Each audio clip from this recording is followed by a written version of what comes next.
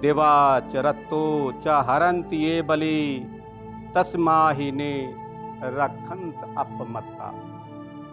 तो सूत्र का मतलब सामाजिक क्रांति के बगैर राजनीतिक क्रांति हो नहीं सकती।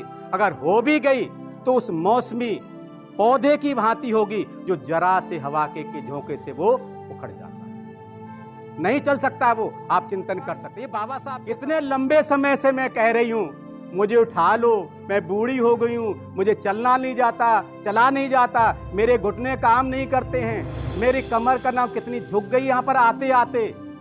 आप मेरी कब सुनेंगे? मेरी सुन लो भगवान, मुझे इस दुनिया से उठा लो। तो पीछे से सर्वोत्तम ज्ञान के अनुसार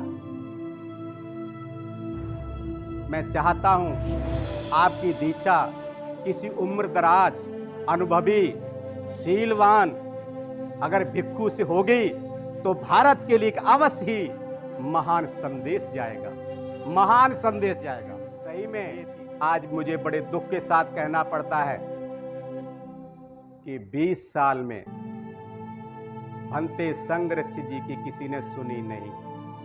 क्यों नहीं सुनी? उनकी कदकाठी को देखकर, उनका रूप को देखकर। ये तो अंग्रेज हैं, ये कौन होंगे? ये कोई भिक्षु नहीं हो सकते। ये तो कोई न कोई अंग्रेजों के दो बातों पे बहुत कमेंट करते हैं। एक तो सर के बाल मुड़े होने चाहिए, तभी वो का नाम भिक्षु है। दूसरा उसका चीबर होना चाहिए। तो ये गुण जो है उर्गेन थिटला से उन्होंने सीखा। उर्गेन थिटला हमेशा चीबर नहीं पहनते। तो क्या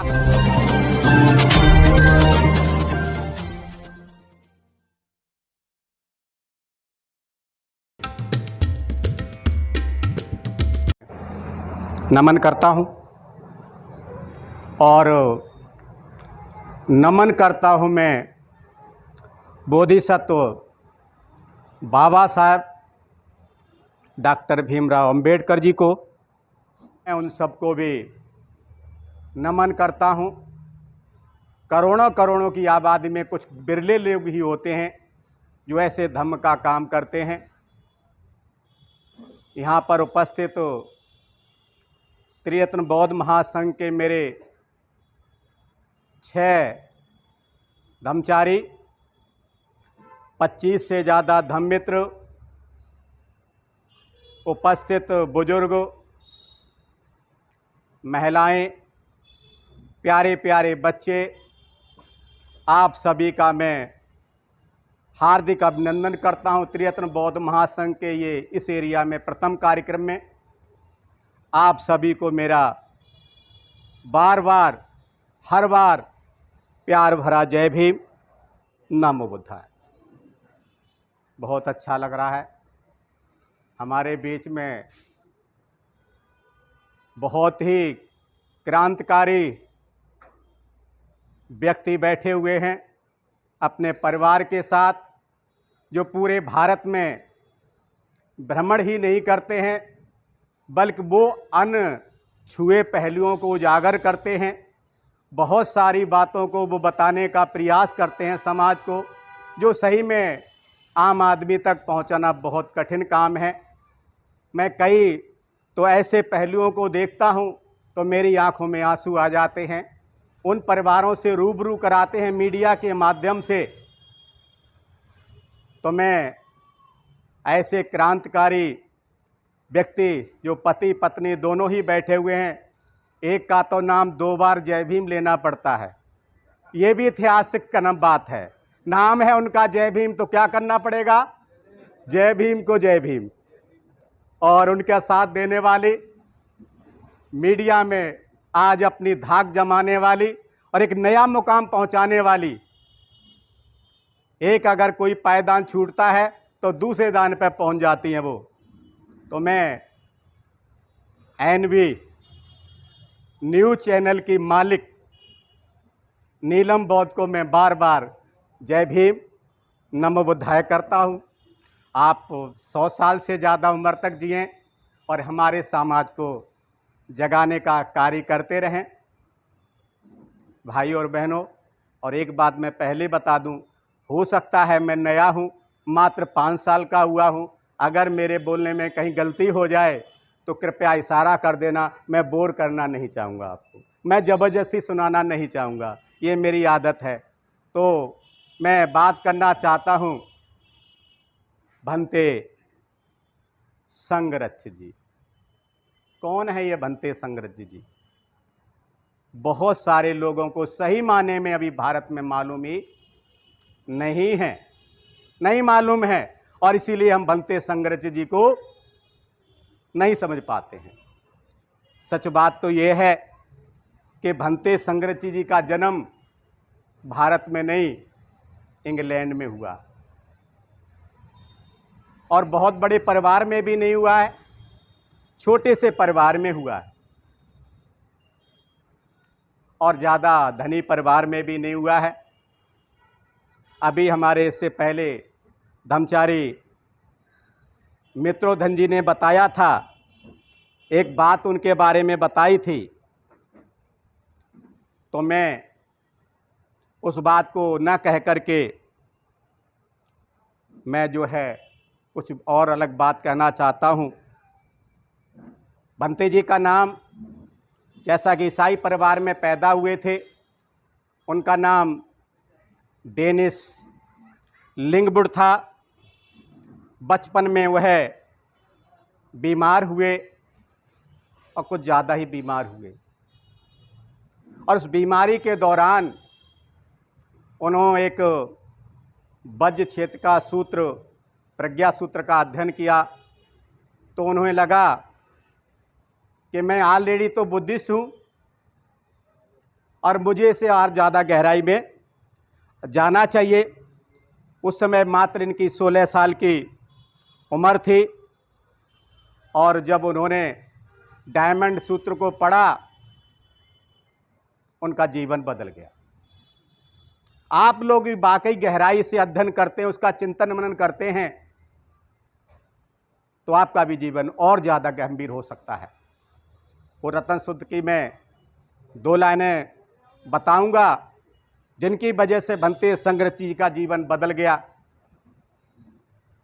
एतानि भूतानि समागतानि भुम्मानि वा यानि वा अंतलिखे सब्बे भूता सुमना भवन्तु अथोपि सक्कोचि सुणन्तु भासितम् तस्मा ही भूता निशामेत सब्बे मेतम करोति मानुषिया पजाया दिवा चरत्तो च हरन्ति ये बलि तस्मा ही ने रखंत अपमत्ता। तो सूत्र का मतलब क्या है कि इस जगत में, इस चराचर जगत में जितने भी प्राणी हैं, वो चाहे आकाश में हो, पाताल में हो, या जमीन पे हो, जितने भी प्राणी हैं वो मेरी बात को ध्यान से सुने। कौन कह रहा है? विश्व गुरु तथागत सम्यक संबुद्ध। कहाँ कह रहे हैं? वैशाली में। कब कह रहे हैं? जैसे कि अभी भारत में कोरोना काल आया है, इसी तरीके का वैशाली में बहुत ही दुर्भिक्ष रोगों से पीड़ित जनता जब मर रही थी, उनके कल्याण के लिए तथागत सम्यक संबुद्ध ने यह देशना की थी। इसका मतलब क्या है कि जितने भी प्राणी इस चराचर जगत में हैं, वो मेरी बात को ध्यान से सुने, अर्थात वे सभी प्रसन्न हों, वे सभी प्रमुदित हों, एक दूसरे के साथ मैत्री भावना करें और एक दूसरे का रक्षण करें। ये जो सूत्र जब भंते जी ने पठन किया तो उनका जीवन ही बदल गया। इतने प्रभावित हुए, इतने प्रमुदित हुए कि उन्होंने बुद्ध धम्म संघ की राह पकड़ ली। फिर उन्होंने पीछे मुड़ कर के नहीं देखा। अभी हमारे धर्मचारी मित्रोधन जी बता रहे थे कि उनका जो भारत में जो आगमन है, भारत में जो एंट्री है, वो जो है ब्रिटिश सेना में ज़बरदस्ती सेना में भर्ती होने के कारण उनको वहाँ उसमें सेना में भर्ती होना पड़ा और उनका जो ट्रांसफ़र है इंडिया में कर दिया गया और 3 साल बाद घोषणा हो गई स्वतंत्र भारत की। और भंते जी ने क्या किया, अपनी आईडी प्रूफ, अपने कपड़े, अपने पास जो भी रुपया पैसा था सब अपने पास से हटा दिया और वो घुमक्कड़ के रूप में जीवन जीने लगे। इस दौरान उन्होंने भारत के जितने भी धर्म गुरु हैं, धर्म स्थान हैं, चाहे वो बुद्धिस्ट हों या अबोध हों, उन सभी जगह के उन्होंने भ्रमण किया। सभी धर्म गुरुओं से उन्होंने चर्चा की, कुछ न कुछ उनसे सीखा और जो जो भी उनको अच्छा लगा वो उन्होंने ग्रहण किया और जो उनके मतलब का नहीं था और वो उन्होंने एक तरफ हटा दिया। हम इस बात से भी बहुत कुछ सीख सकते हैं, जो हमारे मतलब का है हमें उसको ही अपने पास रखना चाहिए। विशेषकर आज मैं जो बोल रहा हूँ उसके बारे में भी ऐसा ही चिंतन कर सकते हैं। जो भी हित का है वही अपने पास रखना है, जो हमारे हित का नहीं है उसको अपने पास नहीं रखना है। 1946 में ही उन्होंने सेना से त्यागपत्र दे दिया और 2 वर्ष वो दक्षिण भारत में भ्रमण करते रहे। अब दक्षिण भारत ही क्यों? हमारे बीच में जय भीम प्रकाश बैठे हैं, बहुत प्रश्न करते हैं, क्योंकि वो मीडिया को बताते हैं ना, तो उन्हें प्रश्न करना बहुत ज़रूरी है, जानकारी लेना बहुत ज़रूरी है। फिर बाद में पूछेंगे वो क्यों? सही में उत्तर भारत के लोग, काशीराम के शब्दों में कहा जाए ना, बहुत भोले हैं। वो समय पर व्यक्ति को समझ नहीं पाते हैं, इसलिए उन्होंने रुख कहाँ किया? दक्षिण भारत का। उत्तर भारत से वो चले गए। 2 साल तक लगभग उन्होंने वहाँ धम्म प्रचार प्रसार किया। एक परिव्राजक के रूप में, घुमक्कड़ के रूप में उन्होंने 2 साल उधर बिताए और 2 साल के बाद में 1948 में उत्तर पूर्व के जितने भी पवित्र बौद्ध स्थल हैं उन सभी का ही उन्होंने भ्रमण किया। हम लोग जब भ्रमण करते हैं एक अलग स्टाइल में करते हैं, लेकिन सही में अगर भ्रमण कैसे किया जाता 30 स्थानों का, कभी आपका आमना सामना उनके शिष्य जो अभी ठीक ठाक हैं, 75-76 साल के हैं, धम्मचारी सुबूति जी, जिनकी मित्र की दीक्षा इसी सुल्तानपुरी में बुद्ध वाटिका में उनके द्वारा मेरी मित्र के रूप में 12 फरवरी 2005 को हुई थी। अगर आप उनको नमन करते देख लेंगे तो आधी आधा श्रद्धा, आपका विश्वास बुद्ध के प्रति तो यूं ही बढ़ जाएगा। ऐसे आराम से नमन करते हैं कि हम लोगों की आंखों में आंसू आ जाते हैं। मैंने देखा था उनको बोध गया में, जब उन्होंने नमन किया बाबा साहब की स्टैचू जो बगल में पार्क में लगी हुई है, हमारी आंखों में सही माने में आंसू आ गए। और मेरे ही नहीं, वहाँ जितने भी लोग थे सबकी आंखों में आंसू आ गए। वो क्या कहते हैं? हम नमन एक बोधिसत्व को कर रहे हैं, एक बोधिसत्व को कर रहे हैं। अब बोधिसत्व का मतलब क्या होता है? अगर 4 लाइनों में हम उनका चिंतन करें तो सही में हम बाबा साहब के बारे में जान जाएंगे। बाबा साहब क्या कहते हैं कि अनंत प्राणी दुख में हैं, अनंत प्राणी दुख में हैं, आओ शपथ लें कि हम सभी का एक एक करके उस भव चक्र से बाहर, उस नरक चक्र से बाहर निकालेंगे। सबका तो उद्धार नहीं कर सकते, लेकिन 1-2 का तो कर ही सकते हैं। आपको मालूम है, नीलम जी आई थी 2 बार, मुझे पता है कि कोरोना काल में हमने क्या किया था, ये TBM ने क्या किया था, 2 बार कवरेज की थी। आपको तो सब कुछ पता है। हमने अपनी जान हथेली पर रख कर के परिवार के साथ उस दौरान लोगों के कल्याण का काम किया। उस समय लोग भूखे थे, उनको भोजन देने का काम किया, हमारी टीम ने पूरा साथ दिया। तो हमें भी इसी तरीके से काम करना चाहिए, सीख सकते हैं। बाबा साहब दूसरी प्रतिज्ञा में क्या कहते हैं? अनंत कमजोरियां हैं, सही में बहुत कमजोरियां हैं। अगर कमजोरियां ना होती तो मुझे भी लगभग 15-16 साल हो गए, किसी न किसी अवस्था को तो प्राप्ति कर लेता। क्यों नहीं श्रोतापन हुआ? नीचे का सबसे तो सिस्टम वो ही है, बोधि चित्त की प्राप्ति। क्योंकि अभी तक बहुत ज़्यादा कमजोरियां हैं, अभी भी राग द्वेष मोह भरा पड़ा है। काम तो कर रहे हैं लेकिन बहुत कम कर रहे हैं। अगर ये कर लेते तो कोई न कोई अवस्था प्राप्त कर लेते।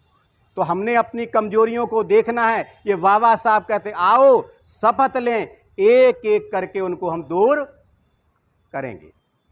आगे बाबा साहब क्या कहते हैं? भगवान बुद्ध का मार्ग, शब्दों को देखिए, भगवान बुद्ध का मार्ग अनुपम मार्ग है, जिसकी कोई उपमा पूरे विश्व में नहीं। आओ शपथ लें कि हम उन सभी का साक्षात करेंगे, उस संबोधि मार्ग को ग्रहण करेंगे।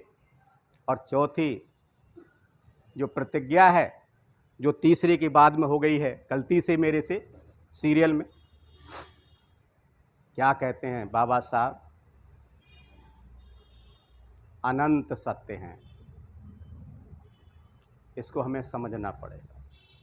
खाली त्रियत्न बौद्ध महासंघ ही कार्य नहीं कर रहा है, खाली भारतीय बौद्ध महासभा ही कार्य नहीं कर रही है। भारत ही नहीं, विश्व की तमाम संस्थाएं भगवान बुद्ध के इस अनुपम मार्ग के लिए कार्य कर रही हैं। मैं उन सबको नमन करता हूं, सबका साधुवाद करता हूं। अनंत सत्य हैं, हम जानते ही कितना है। एक बार भगवान बुद्ध से किसी भिक्षु की बात हो गई, चर्चा होने लगी, तो भगवान बुद्ध से पूछते हैं कि भगवान बुद्ध हमें धम्म का ज्ञान कितना आता है? उन्होंने नीचे से पत्ते बिखरे उठाए और कहा बस हमने जो कुछ भी बोला है बस इतना अभी बोला है। इसका मतलब क्या है? भगवान बुद्ध का जो मार्ग है उसे हमें पहचानना पड़ेगा। अनंत सत्य हैं, हर आदमी की अपनी अलेख खूबी होती है। भाई और बहनों, हर आदमी कोई प्रवचन नहीं कर सकता, लेकिन दरिया भी सब नहीं बिछा सकते, लोगों को जोड़ भी सब नहीं सकते। हमें यह समझना पड़ेगा, हर आदमी की कोई न कोई विशेष क्वालिटी होती है, हमें उस क्वालिटी को परखना है और उसी से हमारा काम चल सकता है।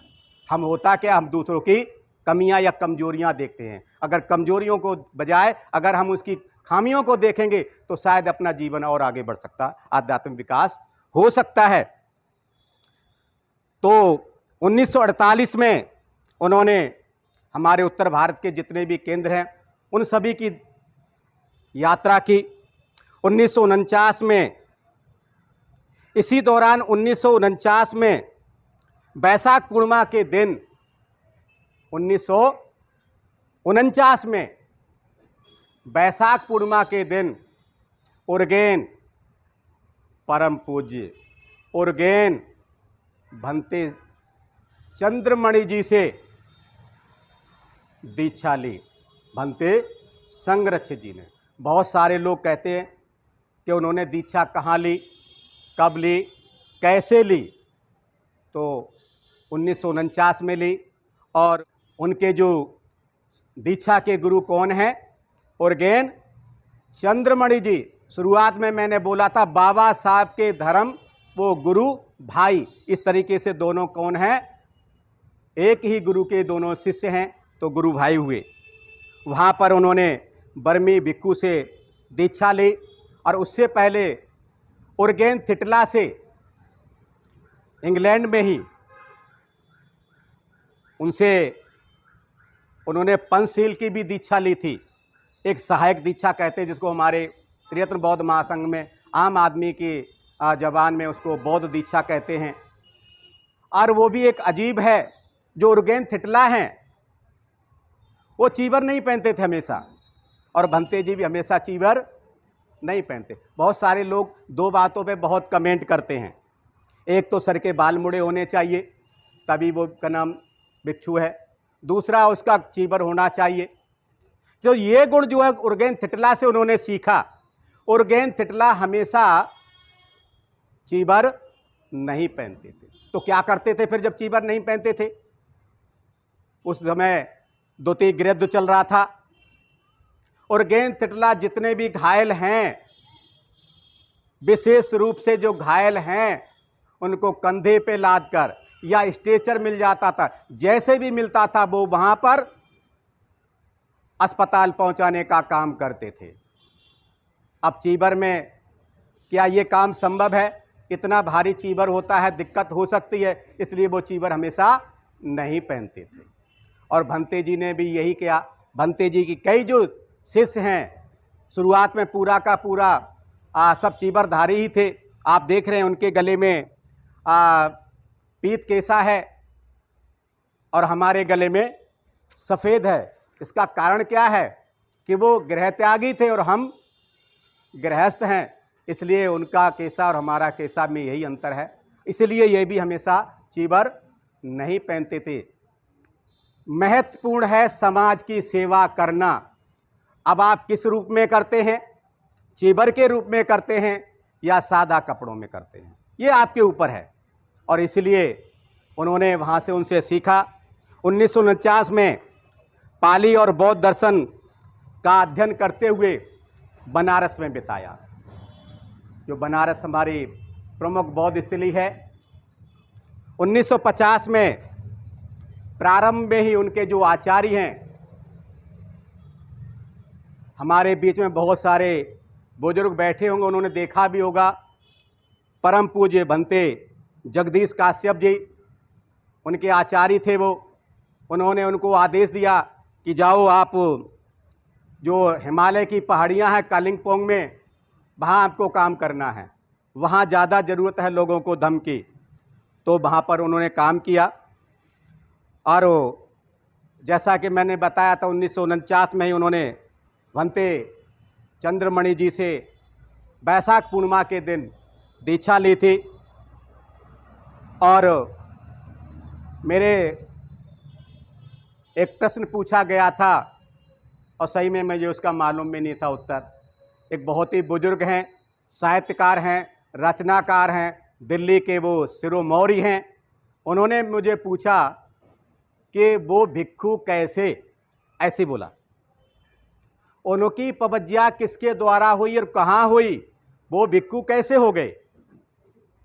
मुझे नहीं मालूम था और बाद में मैंने अपने सीनियर से पूछ करके बताया और तब मैंने उनको बाद में बताया। उनकी जो पवज्या है वो 1950 में उनकी पवज्या हुई है। उस समय पर 24 नवंबर 1950 को सारनाथ में पूर्णिमा के दिन हुई और उस समय किसी कारणवश भंते चंद्रमणि जी नहीं पहुंच पाए। उन्होंने अपने जगह पर उपाध्याय को वहाँ उन्होंने भेज दिया और वो प्रवज्या वहाँ पर हुई। ये भी जो भिक्षु हैं वो भी उधर के ही थे, थेरवादी, अधिकतर श्रीलंका में ही ज़्यादा रहे हैं, वहीं कर थे और उनकी दीक्षा वहाँ पर हुई। लेकिन एक बात मैं बताना चाहूँगा, बहुत ज़रूरी है विशेषकर मीडिया वालों को, और ये आज भी हमारे संग में कायम है। उन्होंने कहा मैं दीक्षा तो दे सकता हूँ लेकिन शिक्षा नहीं दे सकता। भंते जी को दीक्षा तो दे दी गई, पवज्या हो गई, लेकिन शिक्षा नहीं दी गई। और आज भी ऐसा ही होता है, शिक्षा का नाम निशान नहीं रहता है। दीक्षा तो बहुत हो जाती। एक मेरे मित्र हैं, एक दिन चर्चा हो रही थी कि कितनी बार आपने दीक्षा ली, कैसे लिए, कहाँ तक पहुँचे। बोले आपको पता है मैंने 37 बार अब तक बौद्ध धर्म की दीक्षा ले ली है। कितनी बार? 37। मेरे तो पसीने छूट गए। मेरे एक बार दीक्षा लेने में तो आज ये हाल हो गया है, घर परिवार छूट गया है एक तरह से। 1.25 साल से कहना मेडिटेशन का कार्य कर रहा हूँ और कई बात तो घर में इस बात को आप समझ सकते हैं कि जब लगातार उधर ही रहेंगे तो एक पटरा जैसे ही कमजोर पड़ेगा तो आप समझ सकते हैं वहाँ भी कुछ न कुछ गड़बड़ी हो सकती है। समझने की बात कहने की नहीं है। एक बार की हमारी प्रवज्या वो दीक्षा हुई मित्र की 12 फरवरी 2005 में। किसके द्वारा? सुबूति के द्वारा। तो आज भी मुझे वो याद रहता कि दीक्षा मेरी किसके द्वारा हुई है, मैं किधर जा रहा हूं, मुझे किधर जाना चाहिए था।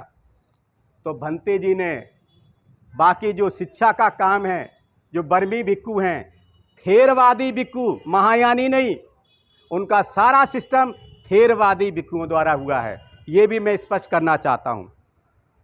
तो वहाँ पर उस समय उनके उपाध्याय ने उन्हें 4 निश्चय दिए, यानी 4 प्रतिज्ञाएं दी। भिक्खु की 4 प्रतिज्ञाएं होती हैं, मुझे इसके बारे में जानकारी नहीं है, चौथी के बारे में तो विशेषकर नहीं है, और अभी तक मुझे जवाब भी नहीं मिला। हमारे बीच में है एक आयुर्वेदाचार्य, वो शायद बता सकते हैं उसके बारे में, मुझे तो नहीं मालूम है। 4 उनको प्रतिज्ञाएं कौन सी दी गई?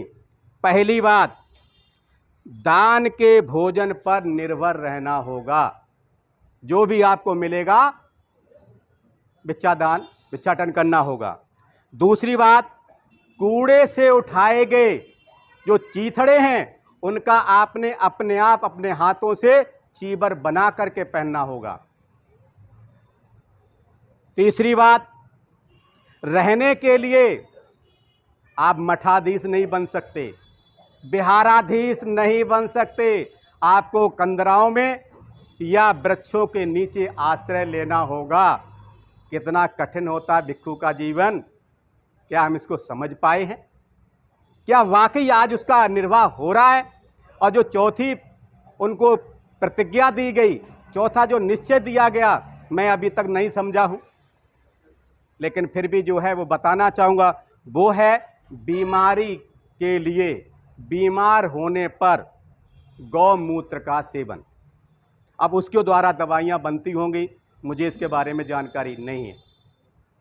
एक दिन मैंने चर्चा की थी, तो हमारे मित्र ब्रह्मचारी श्रमणचित्त बैठे हैं कि बहुत सारी दवाइयों में ऐसा होता है, और मुझे उसकी जानकारी नहीं है, इसलिए मैं उस पर नहीं जाऊँगा। किंतु परंतु पर भंते जी ने युद्ध समाप्त होते ही भारत में रहने का निर्णय लिया, और उर्गेन चंद्रमणि जी से दीक्षा लेने के बाद अपना समय उन्होंने बुद्ध धम्म संघ के प्रचार प्रसार के लिए ही लगाया। 1949 में ही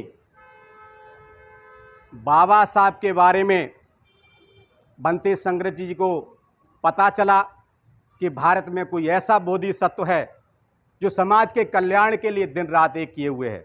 1949 में ही उनको पता चल गया। तो भारत में रहते हुए ही भंते संरक्षित की बाबा साहब से 3 बार भेंट हुई, लेकिन भेंट होने से पहले उन्होंने बाबा साहब को एक लेख लिखा, पत्र लिखा, और उन्होंने जो कुछ भी कर रहे थे अपनी रिपोर्टिंग बाबा साहब को की। बाबा साहब को जब उन्होंने रिपोर्टिंग की तो बाबा साहब भंते संग्रत जी को एक आदर्श भिक्खु मानते थे। भंते संग्रत जी ने 20 साल भारत में बिताए, किस काम के लिए? बुद्ध के धम्म का प्रचार प्रसार करने के लिए। लेकिन सही में आज मुझे बड़े दुख के साथ कहना पड़ता है कि 20 साल में भंते संग्रत जी की किसी ने सुनी नहीं। क्यों नहीं सुनी? उनकी कदकाठी को देख करके, उनका रूप को देखकर। ये तो अंग्रेज हैं, ये कौन होंगे? ये कोई भिक्खु नहीं हो सकते, ये तो कोई न कोई अंग्रेजों के एजेंट होंगे। इसलिए उनको बाहर अपने देश 1964 में वो इंग्लैंड चले गए, और 1968 को उन्होंने 7 अप्रैल 1968 को उन्होंने त्रैलोक के बौद्ध महासंघ, western friends of western Buddhist order की स्थापना की, जिसको भारत में त्रैलोक के बौद्ध महासंघ कहते थे। लेकिन यहाँ कुछ लोगों को त्रैलोक के शब्द कुछ अटपटा सा लगता था। वो बुद्धिज्म में ना रह कर के सीधा जिधर नहीं जाना चाहिए था उधर ही जाते थे। इसलिए उसमें संशोधन कर दिया गया और उसका नाम फिर कर दिया गया शायद 2008 में त्रिरत्न बौद्ध महासंघ कर दिया गया। और जब से त्रिरत्न बौद्ध महासंघ के नाम से ही जाना जाता है। आज भारत में 80 से ज़्यादा केंद्र हैं। क्योंकि मैं मित्र कन्वीनर रहा तो उसके हिसाब से मुझे पता चलता रहा कितने केंद्र के लोग यहाँ आए हुए हैं, कितने नहीं आए हुए हैं।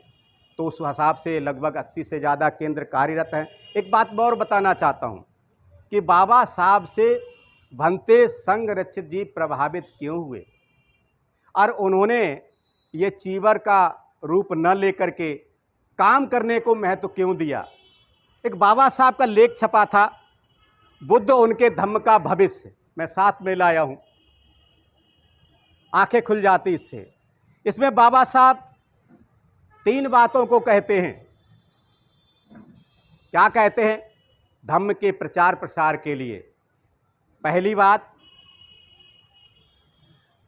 बौद्धों के लिए एक बाइबल जैसा हल्का फुल्का छोटा ग्रंथ होना चाहिए, क्योंकि त्रिपिटक इतना विशाल है, भंडार है, उसको इस जीवन में समझना बहुत मुश्किल है।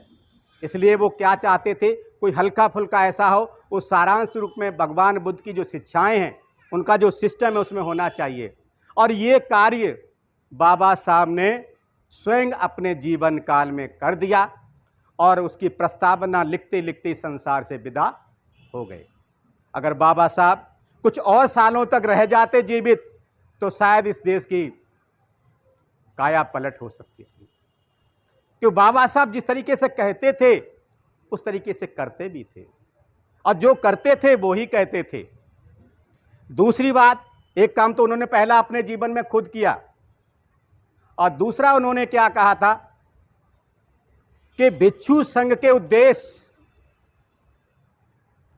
क्या हैं, उनमें भी चिंतन मनन होना चाहिए कि वो भिक्षु किस लिए बने हैं। अब हम तो कुछ कह नहीं सकते, हमारा सिस्टम नहीं है वो, तो उन्होंने उसकी जगह क्या किया, स्वयं बाबा साहब ने उस संगठन में सुधार किया। क्या सुधार किया? 14 अक्टूबर 1956 में बाबा साहब ने बौद्ध धर्म की दीक्षा ली और ज्ञान चंद्रमणि जी से।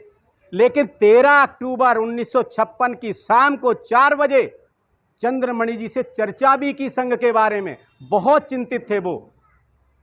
तो चंद्रमणि जी ने उनको कुछ समझाया कि बाबा साहब याद कीजिए भगवान बुद्ध के समय के आर्य संघ को, जिसमें श्रोतापन थे, सकृतागामी थे, अनागामी थे, अरहत थे। आप उस संघ को देखिए ना। तो बाबा साहब ने 22 प्रतिज्ञाएं, अब तक भारत के इतिहास में मुझसे पहले कोई जानता भी नहीं था, चर्चा भी नहीं हुई थी। बुद्ध का धम्म तो थोड़ा बहुत चल ही रहा था, पूरे विश्व में चल रहा था, लेकिन बाबा साहब ने 22 प्रतिज्ञाएं देकर एक तरह से उसमें शुद्धिकरण कर दिया। यानी कहा जाता है ना कि आपको अगर बड़ी रेखा खींचनी है, छोटी रेखा अगर दिख रही है तो उस छोटी रेखा के पीछे मत पड़ जाइए। क्या करना है, एक उसके नीचे बड़ी रेखा खींचती। बाबा साहब ने बड़ी रेखा खींच दी और 14 अक्टूबर 1956 को पहले स्वयं दीक्षा ली, और वो परंपरा है वो तोड़ दी बाबा साहब ने। बाद में लाख अनुयायियों को 3 जगह पर 14 अक्टूबर, 15 अक्टूबर और 16 अक्टूबर को उन्होंने भारत में चंद्रपुर है और क्या नाम आपका नागपुर है, और एक जगह कोई और, वहाँ पर दीक्षा दी उन्होंने। लाख अनुयायियों को दीक्षा दी। उससे पहले दीक्षा देने का काम किसी उपासक को नहीं था। उन्होंने उद्देश्यों में बदलाव कर दिया। अब उनसे कुछ नहीं कह सकते। हमारा नए तरह का उपासक होना चाहिए, धम्म प्रचारक ऐसा होना चाहिए जो हमारे अपने पैरों पर खड़ा हो, जिसको धम्म प्रचार प्रसार करने में कोई कठिनाई ना हो। वो साहित्यकार हो सकता है, टीचर हो सकता है, इंजीनियर हो सकता है, डॉक्टर हो सकता है, उद्योगपति हो सकता है, मजदूर हो सकता है। अपना आजीविका काम करने के बाद में वो समाज को एक नई दिशा दे सकता है, थोड़ा बहुत समय निकाल करके। ये बाबा साहब स्वयं अपने हाथों से कर गए, और ये जो त्रिरत्न बौद्ध महासंघ है ये उसी की उपज है, बाबा साहब की सोच की। हम लोग गृह त्यागी हैं, ऐसा नहीं हमारे बीच में सभी गृह त्यागी नहीं है, कुछ हमारे चीबर रूप में भी रहते हैं। हम क्या करते हैं, अपनी आजीविका को चलाते हैं। उस आजीविका के बाद जो भी समय बचता है आपस में उसको मेंटेन करके, तालमेल करके, जितना भी हमसे बन पड़ता, जितना भी अपने सीनियर धर्मगुरुओं से सीखते हैं, उतना हम समाज को बताने का प्रयास करते हैं। और तीसरा, बाबा साहब ने उस लेख में क्या लिखा था, बहुत सारी जगह पर आपने देखा होगा, जब हमारी चारकाएं चलती हैं, धम्म तुझ पंथशील जब लहराते हुए चलते हैं, एक अजब माहौल होता है। तो वहां पर हम क्या कहते हैं, बाबा साहब की अंतिम इच्छा क्या थी? वो आवाज नहीं आ रही है। बाबा साहब की अंतिम इच्छा, कितना आनंद आता है। ये चाहते थे बाबा साहब, और उस सपने को साकार करने का काम भंते संग्रचित ने किया है। आज विश्व के लगभग 56 देशों में केवल और केवल जय भीम, जय भीम, जय भीम। आप चौंक जाएंगे, विदेशी लोग, यूरोप के लोग बाबा साहब का नाम सबसे पहले नंबर पर रखते हैं। और जय भीम हम एक दूसरे के साथ मिलते हैं, चाहे कहीं का भी हो, जय भीम ही पहले बोलते हैं और नमो बुद्धाय बाद में। क्योंकि हमारे लिए, हम तो बुद्ध को भूल चुके थे, हमारी पहले की पीढ़ियां भूल चुकी थी, और इसको दिलाने का काम, समझाने का काम, बताने का काम किसने किया? बाबा साहब ने किया, है ना। वो कबीर साहब कहते हैं ना, गुरु गोविंद किस दोनों खड़े काके लागू पाए, बलिहारी उन गुरु की जो गोविंद ये बताए। तो बाबा साहब यदि नहीं होते तो आप सोच सकते हैं हम कहाँ होते, किस हालत में होते, कैसा होता हमारा जीवन। आज हमारे चेहरों पर जो खुशी है, जो चमक है, क्या वाकई ऐसी होती?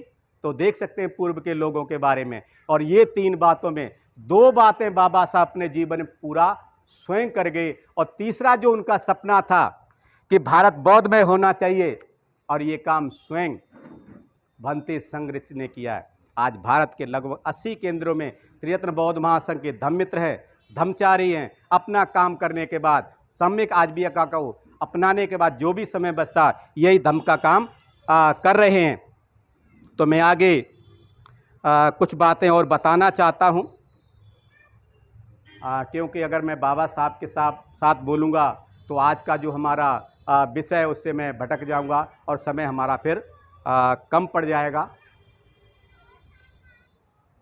लगता है केवल 15 मिनट बचे हैं, और 15 मिनट में शुरुआत भी अभी नहीं, भूमिका ही रही है बाबा साहब के ऊपर। तो मैं आगे 3 भेंट हैं बाबा साहब के, उसके बारे में बताऊंगा, और फिर शॉर्ट में भंते जी का जो मेन संदेश को बताऊंगा। बाबा साहब की पहली भेंट भंते संग्रचित जी से, इन दोनों की जो हुई 1952 में राजगृह में हुई है। जो हिंदू कॉलोनी है वहाँ पर हुई है। लगभग 15 मिनट तक उनकी चर्चा हुई है। वहाँ बहुत सारे लोग मिलने आए थे उनका स्वागत सम्मान करने के लिए, और उनको फूल भेंट कर रहे थे। तो मुझे इस वहाँ पर याद आती मेरे जो कल्याण मित्र, मेरे आचार्य परम पूज्य धम्मचारी बोधि सागर जी कहते हैं, ये फूल, ये मालाएं, ये मान, ये सम्मान आपकी आध्यात्मिक राह के रोड़े हैं, रोड़े। अगर इनमें आप पड़ गए तो आप मान सम्मान में चले जाएंगे, आपके अंदर गुरूर आ सकता है, आप फिर धम्म का कार्य नहीं कर पाएंगे। तो बाबा साहब ने क्या किया, उन फूल मालाओं को एक तरफ कर दिया और उनको डांटते हुए कुछ बोला उनको। शायद वो किसी काम के लिए आए थे, उनसे कोई गलती हो गई थी, तो फिर उनको डांट करके समझाते हैं। और फिर वो लोग केवल और केवल आंखों में आंसू लिए, सर को झुकाए हुए, हाथ जोड़े हुए मात्र बाबा साहब को बस सुन रहे थे। तो भंते संग्रचित जी की पहली भेंट वहाँ पर हुई। और उसके बाद में भंते संग्रचित की जो दूसरी, यस एक बात और बताना चाहूँगा।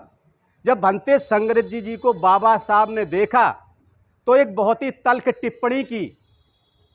क्या बोले बाबा साहब?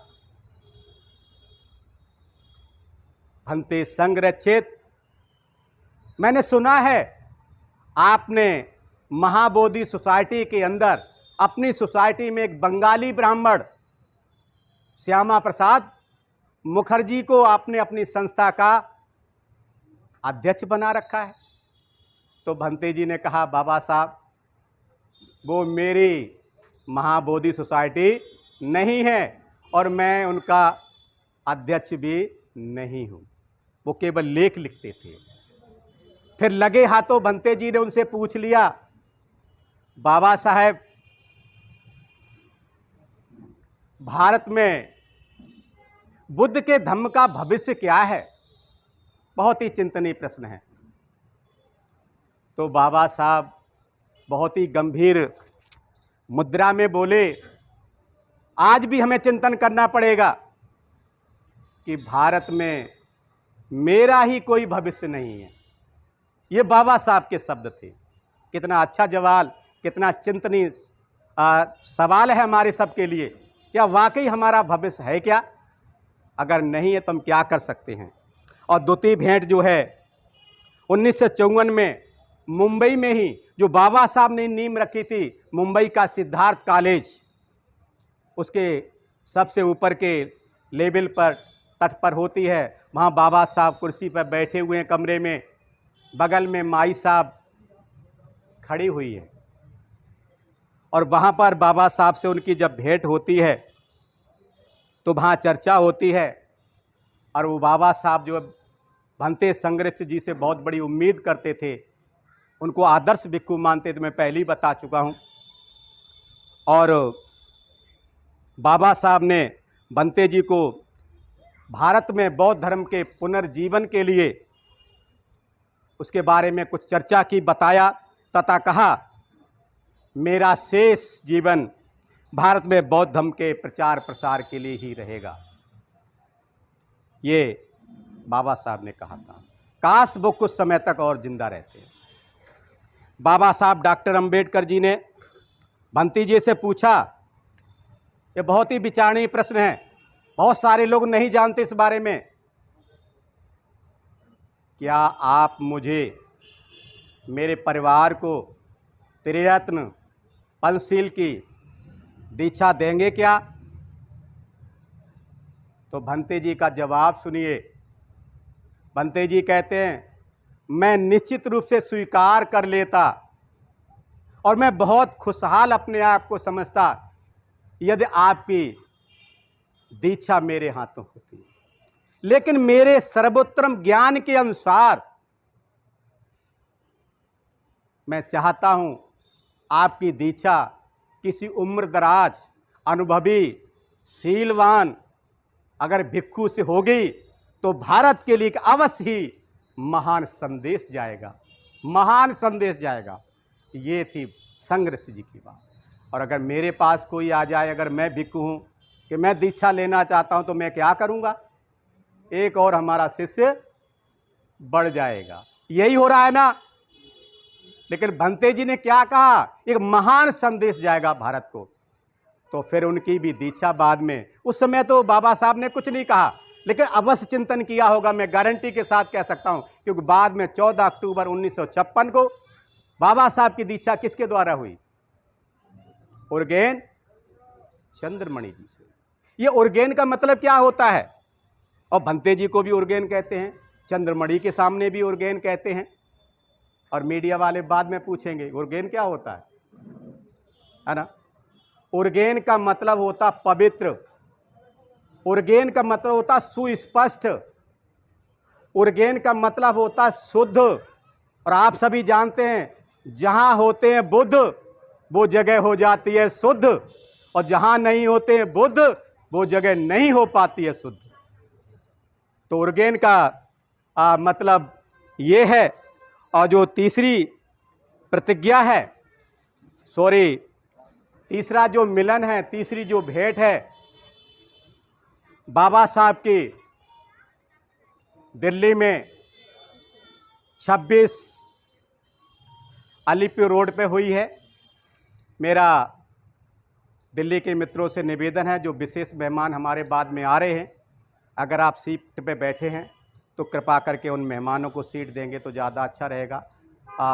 जो लोग नहीं बैठ पाते हैं वो भी कुर्सियों पे ही बैठें। असुविधा के लिए खेद है, हमारी कुर्सियां कम पड़ रही हैं। पीछे भी हैं, कुछ लोग पीछे बैठ सकते हैं। मैं आपसे माफ़ी चाहता हूं कि कुर्सियां कम पड़ रही, हम आपको पूरी सुविधा नहीं दे पा रहे हैं, उसके लिए मैं माफ़ी चाहता हूं आपसे। तो 26 अलीपुर रोड पे आप सभी ने देखा होगा, मैंने पूर्व का भी स्थल देखा है, बाद का भी देखा है। मुझे खुशी तो आज से कहीं ज़्यादा पूर्व के स्थल पर होती थी कि वो ओरिजिनल था। आज सब कुछ टेक्नोलॉजी की डिमांड में नकली हो गया है। नीलम जी कृपया आप अगर उस पर बैठेंगे तो मुझे अच्छा लगेगा, प्लीज़ हाथ जोड़ के विनती करता हूँ। नहीं, मुझे अच्छा नहीं लग रहा है। तो 26 अलीपुर रोड पे हुई और 26 अलीपुर रोड पर बाबा साहब इस हालात में नहीं थे कि वो उनसे बात कर सकते, लेकिन जब उन्होंने संदेश सुना कि उर्गेन संरक्षित जी आए हैं, वो भी कितने लोगों के साथ, लगभग 40 भिक्षुओं के साथ, अलग अलग तरह के चीवर पहने हुए। किसी का गहरा होता है तो किसी का हल्का होता है, किसी का कासाय होता है तो किसी का पीत होता है, और वो भी अलग अलग उम्र के। भंते जी बाबा साहब के मिलते हैं तो बाबा साहब वहाँ पर लॉन में एक गोलाकार रूप में कुर्सियाँ डलवा देते हैं। बाबा साहब इस हालात में नहीं थे कि ज़्यादा बात कर पाते, तो ज़्यादा समय भी नहीं दिया।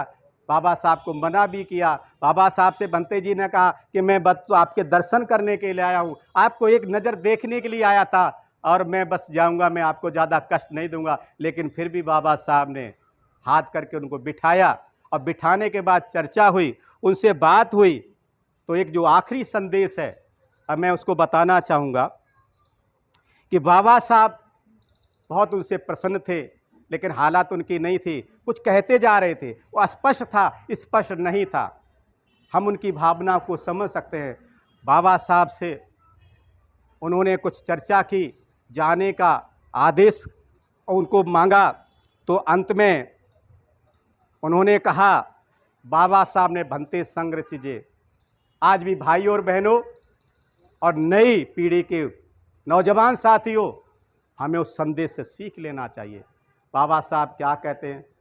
Something is to be done, something is to be done. हमें अभी बहुत काम करना है, अभी बहुत काम करना। कहते कहते बाबा साहब जो हाथ रखे हुए थे टेबल पर, उन्हीं हाथों पर उनका सर लुढ़क गया। उसके बाद बाबा साहब फिर नहीं बोल पाए। भंते जी समझ गए, उनको नमस्कार किया और वहाँ से चले गए।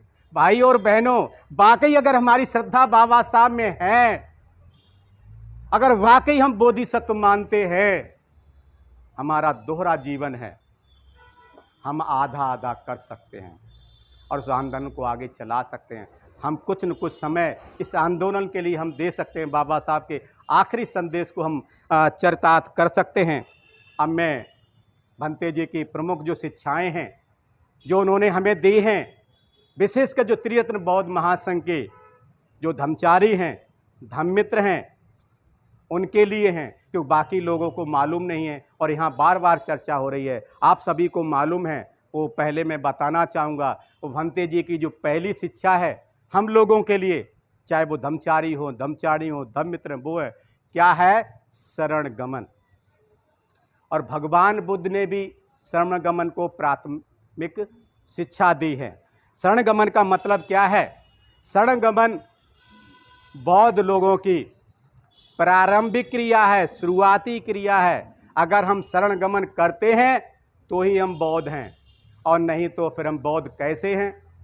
एक कहानी सुनाऊंगा, 10-5 मिनट ज़्यादा दे देना मुझे। कैसे हैं हम? हमारी गिनती उसमें तो नहीं है। एक जापान की एक महिला बुजुर्ग की कहानी है। वो रोज़ सवेरे उठती थी, स्नान करके बिहार में जाया करती थी, और एक बिहार में नहीं, कई बिहारों में। और हम भी ऐसा ही करते हैं, मैं भी ऐसा ही करता हूँ। इस बिहार से उस बिहार, उस बिहार से उस बिहार, उस बिहार से उस बिहार। उनके लिए मेघी सूत्र भी है एक, वो पढ़ सकते हैं।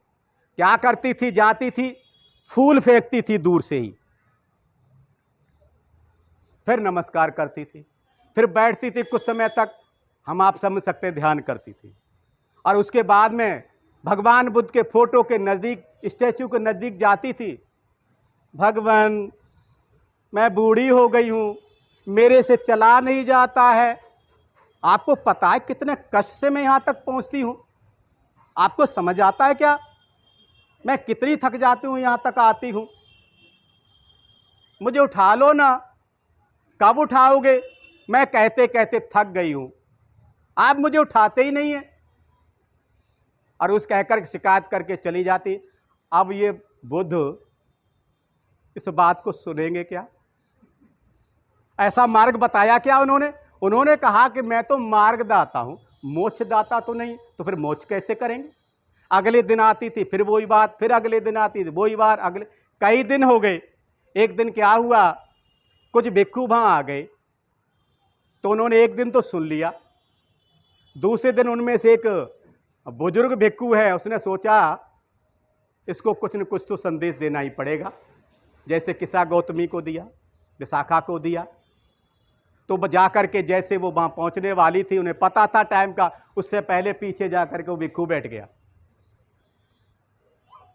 और उसने वही शिकायत की, भगवान कितने लंबे समय से मैं कह रही हूं मुझे उठा लो, मैं बूढ़ी हो गई हूं, मुझे चलना नहीं जाता, चला नहीं जाता, मेरे घुटने काम नहीं करते हैं, मेरी कमर का नाम कितनी झुक गई यहां पर आते आते, आप मेरी कब सुनेंगे? मेरी सुन लो भगवान, मुझे इस दुनिया से उठा लो। तो पीछे से आवाज आती है, उस शोले का डायलॉग, हमने तुम्हारी आवाज को सुन लिया है कन्या। जैसे उसने कहा, अरे भगवान बुद्ध, आप मेरी बात को सुन रहे हो क्या? आप यहां हो क्या? अरे नहीं नहीं भगवान, अरे मुझे नहीं जाना, अभी पोते की शादी करनी है, अभी रे मेरा पड़पोता बड़ा हो रहा, उसको कॉलेज में एडमिशन कराना, अरे मुझे अभी नहीं जाना, मैं तो बस मजाक कर रही थी। भाई और बहनों, क्या हम भी ऐसा ही तो नहीं कर रहे? हम भी तो भगवान बुद्ध के पास सुबह वंदना, शाम को वंदना, सुबह को ध्यान, शाम को ध्यान, दोपहर को ध्यान, जहां बैठ गए वहां बैठ गए, वही लगता ध्यान कर रहे, इससे बड़ा ध्यान ही कोई नहीं। कहीं हम ऐसा भी तो नहीं कर रहे कि लोगों को दिखाने के लिए तो ध्यान, लोगों को दिखाने के लिए पंचशल, त्रिशरण, बुद्ध पूजा, ये वो, और अंदर कुछ ऐसा ही चल रहा है। तो हमें इस बात का चिंतन करना है, हमें शरण गमन करना है। अगर हम शरण गमन करते हैं तो ही हम बुद्धिस्ट हैं, और अगर शरण गमन नहीं करते हैं, त्रियत्नों को, बुद्ध धम्म संघ को अपनी शरीर से, अपनी इस वाणी में और अपने मन में धारण नहीं करते हैं, तो आप समझ सकते हैं फिर कौन है आप, कैसे आपका नाम बुद्धिस्ट है। ये भंते जी की शिक्षा है, हमें इसका चिंतन करना चाहिए। केवल दिखावे के लिए तो नहीं कुछ कर रहे हम। शरण गमन हमारा प्राथमिक अंग है और जीवन शैली द्वितीय है। दूसरा जो है भंते जी का जो संदेश है, जो आधार है हम लोगों के लिए, और वो है कल्याण मित्रता। आप सभी ने सुना है अच्छी तरीके से। आनंद ने भी जब एक बार उनसे पूछा भंते जी से कि क्या कल्याण मित्रता अधूरा धम्म है, भगवान बुद्ध चुप रहे थे। दोबारा फिर पूछा, भंते क्या कल्याण मित्रता अधूरा धम्म है, भगवान बुद्ध फिर भी चुप रहे थे। और तीसरी बार जब उन्होंने फिर कहा, भगवान क्या कल्याण मित्रता ही अधूरा धम्म है, तो आनंद से भगवान बुद्ध क्या कहते, ऐसा ना कहो आनंद, ऐसा ना कहो आनंद, कल्याण मित्रता ही संपूर्ण धम्म है। इसका मतलब क्या है? हमें कल्याण मित्रता को समझना है। कल्याण और मित्रता दो शब्द हैं। कल्याण का मतलब होता है सुंदर, कल्याण का मतलब होता है शुभ, कल्याण का मतलब होता है परोपकारी, कल्याण का मतलब होता है मंगलकारी, कल्याण का मतलब होता है मददगारी। और मित्रता तो आप समझते ही हैं। मित्रता के बारे में मैं कई बार कह चुका हूं, 4 लाने में बोलूँगा। बड़ी मुश्किल से मिलते हैं, बहुत मुश्किल से मिलते हैं अच्छे मित्र, आसानी से नहीं मिलते हैं। मैं कविता पे नहीं जाऊंगा। गर मिल जाएं अच्छे मित्र तो, गर मिल जाएं अच्छे मित्र तो हो जाए बेड़ा पार, गर हो मित्र अमित्र रूप में हो जाए बंटा ढार, हो जाए बंटा ढार, चित्त में चैन न पावें, दिन हो या रात हमेशा ही हमेशा अकुशल सतावें, तो हमें कल्याण मित्रता पर पूरा भरोसा करना चाहिए।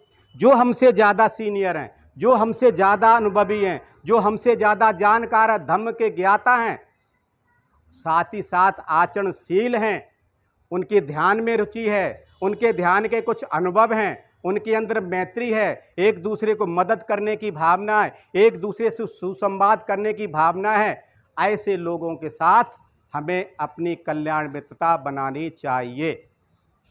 मुझे याद आता है, मेरे एक धम्मचारी ने किसी मित्र से पूछा, बहुत ही थोड़ा कड़वा है लेकिन सच है, उन्होंने पूछा कि आपने किसको कल्याण मित्र बनाया हुआ है? तो उन्होंने बताया कि मेरा वो कल्याण मित्र है। बोले तेरा तो हो गया बंटाधार। बोले गुरुजी क्या कह रहे हो? बोले वो खुद ध्यान करने नहीं जाता, वो कभी खुद शिविरों में नहीं जाता, वो आचरण नहीं करता, उसकी वाणी में जस नहीं है, मिठास नहीं है, वो तुम्हें क्या देगा? अगर हमारे अंदर कड़वापन है, क्रोध है, अहंकार है, खुन्नस है, फुन्नस है, तो लोगों को क्या हम देंगे? वही तो देंगे। हमारे अंदर खुद मैत्री नहीं तो दूसरों को क्या देंगे हम?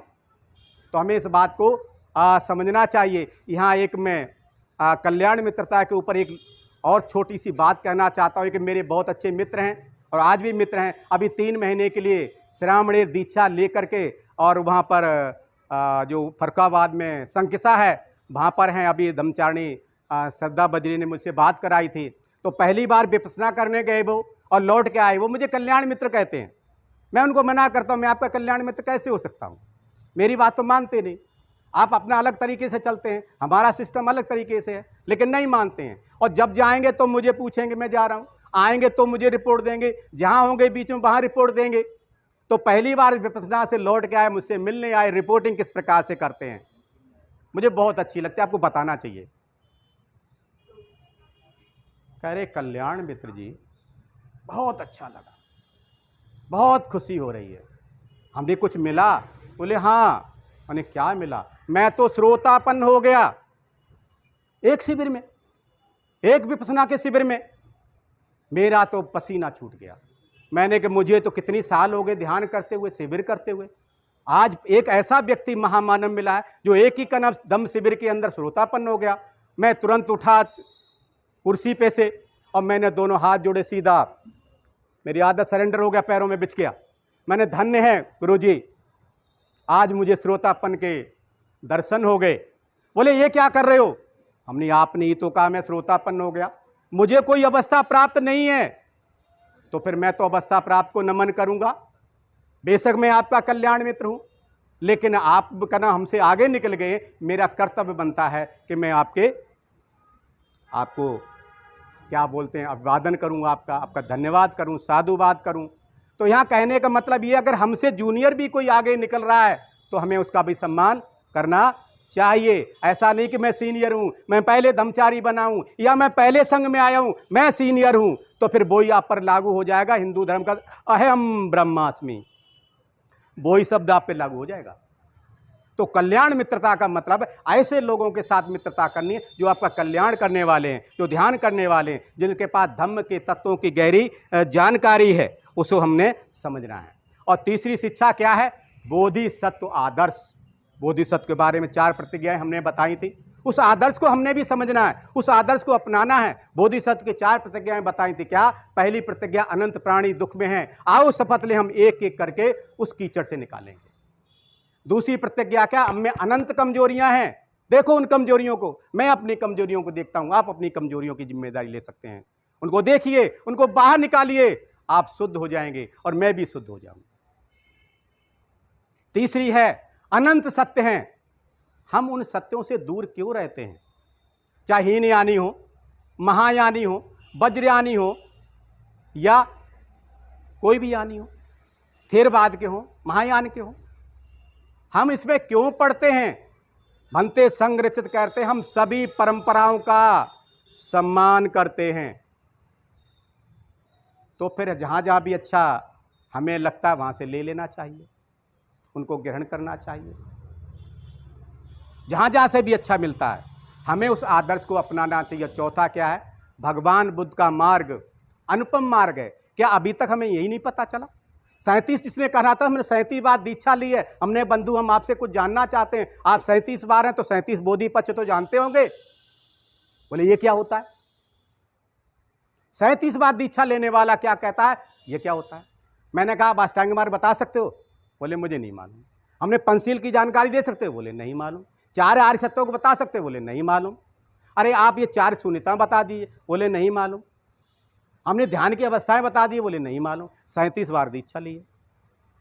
तो हमने फिर क्या समझा, बोधिसत्व आदर्श को हमने कैसे समझा है, इसको हमने यहाँ पर बहुत गंभीरता से लेना है। बोधिसत्व कहते किसे हैं? वो स्वयं के लिए तो जीवन जीता ही है, लेकिन दूसरों के लिए वो उससे कहीं ज़्यादा जीवन जीता है। बाबा साहब के कितने उपकार हैं हमारे ऊपर, कितने उपकार हैं, कहाँ तक बोलेंगे हम। सही में अगर हम उधर बोलने लग जाएं तो समय तो क्या हमारा जीवन भी कम पड़ जाएगा बाबा साहब के बारे में बोलने के लिए। बोधिसत्व का मतलब क्या होता है, हम इतना ही समझ लें कि वो स्वयं तो अपना जीवन जीता ही है, लेकिन दूसरों के कल्याण के लिए भी पीछे नहीं रहता है। उसका संकल्प होता है, चाहे मैं बुद्ध बनूं या ना बनूं, चाहे मैं बुद्ध बनूं या ना बनूं, मैं दरवाजे पर पहरेदार बन के खड़ा रहूंगा और एक एक प्राणी को मैं इस भव चक्र से, इस नरक चक्र से, इस दुख चक्र से निकालने का प्रयास अपने जीवन के अंतिम क्षणों तक करता रहूंगा। और बाबा साहब ने क्या किया? हमारे सीनियर साथी भाई साहब बोल रहे थे कि बाबा साहब ने अपनी संतानों की तरफ नहीं देखा, परिवार की तरफ नहीं देखा। वो अगर चाहते तो दुनिया के तमाम जो उद्योगपति, अरबपति, खरबपति है उस लिस्ट में होते, भारत की बड़ी से बड़ी नौकरी कर सकते थे, लेकिन बाबा साहब ने उधर नहीं देखा, समाज को देखा। और आज हम किधर देख रहे हैं, हमें इस बात का चिंतन करना है। बाबा साहब का एक जो संदेश है, अगर उसको हम समझ लेते हैं तो शायद हमारा जीवन धन्य हो सकता है। वो क्या है? सामाजिक क्रांति के बगैर, ये बाबा साहब के शब्द मेरे नहीं, सामाजिक क्रांति के बगैर राजनैतिक क्रांति हो नहीं सकती। और हम क्या कर रहे हैं? त्रिरत्न बौद्ध महासंघ के समाज के अंदर क्रांति कर रहे हैं, जगाने का काम कर रहे हैं, जगाने का काम कर रहे हैं। सामाजिक क्रांति के बगैर राजनैतिक क्रांति हो नहीं सकती। अगर हो भी गई तो उस मौसमी पौधे की भांति होगी जो जरा से हवा के झोंके से वो उखड़ जाता है, नहीं चल सकता वो। आप चिंतन कर सकते हैं, ये बाबा साहब के शब्द हैं। तो हमने भी समाज को जगाने का काम प्रतिपल करना है। और बाबा साहब ने कहा था कि मैं समाज की सेवा करूंगा। अगर मैं कुछ दिनों तक और जीवित रह गया तो मैं कुछ और कर सकूंगा। मैं आगे बाबा भंते संग्रचित जी की जो 5वीं शिक्षा है वो है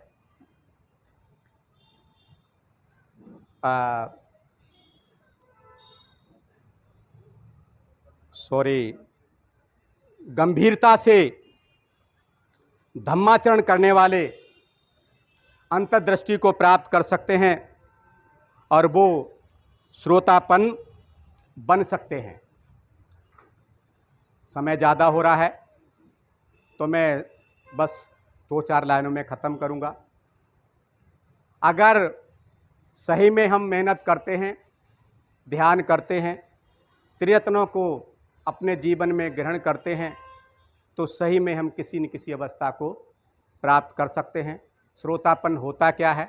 उसके 3 बंधन टूटते हैं, सत्काय दिट्ठि, विचिकित्सा, शील व्रत, परामर्श। सत्काय दृष्टि का मतलब है हमने अपने आप को एक बक्स में बंद कर लिया है, हमने अपनी आदतों को पक्का कर लिया है, हम बदलना नहीं चाहते। और जब तक ये बदलेंगे नहीं हमारी आदतें, तब तक हमारा सत्काय दृष्टि है, जो झूठी धारणा है, जो कच्ची धारणा है, वो नहीं टूट सकती। दूसरा क्या है? विचिकित्सा। हम संदेह करते रहते हैं, सामने वाला कितना गंभीरता से धम्माचरण कर रहा है हम नहीं समझ पाते हैं। और तीसरा क्या है? वो है शील व्रत, परामर्श। हम जो भी करते हैं, अभी हमने बताया था एक उदाहरण के माध्यम से जापान की महिला की कहानी, कहीं हम भी तो ऐसा ही नहीं कर रहे हैं, हम भी तो कहीं दिखावा नहीं कर रहे हैं। ये अगर बंधन 3 टूट जाते हैं तो श्रोतापन बन सकता है, उससे बोधिचित्त की प्राप्ति हो सकती है। और जो 5वां है और मुख्य है वो है सम्यक आजीविका। आप सभी जानते हैं सम्य आजीविका के बारे में।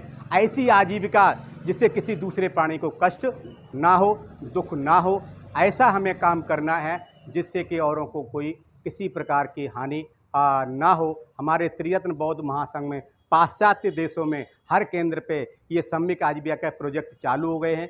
भारत में कई केंद्रों पे चल गए हैं जहाँ पर समान रूप से वहाँ पर का नाम जो भी कार्यक्रम करते हैं, जो प्रोजेक्ट चलाते हैं, उसमें जो भी आमदनी होती है उसमें बराबर की भागीदारी करते हैं। उनकी का नाम आजीविका भी चलती रहती है और धर्म का कार्य वो करते रहते हैं। उत्तर भारत में भी अगर ऐसा हो जाएगा, वैसे प्रयास हमारे बहुत सारे सीनियर धर्मचारी इस विषय में लगे हुए हैं, तो फिर यहाँ पे भी सोशल प्रोजेक्ट चालू हो सकता है। भाई और बहनों, आपने बहुत देर तक आपने मुझे सुना है और इधर से हमारे संचालक महोदय का इशारा भी हो रहा है। और मैंने पहले ही कह दिया था कि जब कदम आपको अच्छा ना लगे या आप मेरी बात को ना सुनना चाहें तो इशारा कर देंगे, और एक भी इशारा होता तो फिर मैं ही रुक जाता हूं। आपका बहुत बहुत धन्यवाद करता हूं। और जहां मैंने शुरुआत की थी, जिसने एक सूत्र ने, डायमंड सूत्र ने, रतन सूत्र ने बनते संग्रच जी का जीवन बदल दिया है, तो मैं उसकी अंतिम लाइनों को बोलना चाहूँगा, फिर मैं यहीं पर रुकूंगा।